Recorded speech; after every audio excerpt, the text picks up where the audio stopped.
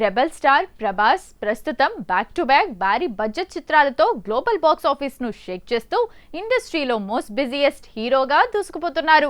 హైదరాబాద్ లోని అత్యంత కాస్ట్లీ ఏరియాగా పేరుగాంచిన కోకాపేటలో ప్రభాస్ తన సరికొత్త డ్రీమ్ హౌస్ నిర్మించే పనులను అధికారికంగా ప్రారంభించారు.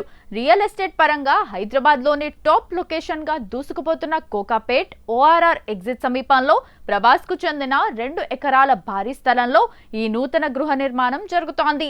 ఇండస్ట్రీ వర్గాల సమాచారం ప్రకారం ఈ స్థలంలో అన్ని రకాల అత్యాధునిక హంగులు, గ్లోబల్ స్టాండర్డ్స్ తో కూడిన ఒక అల్ట్రా లగ్జరీ మ్యాన్షన్ ను ప్లాన్ చేశారు.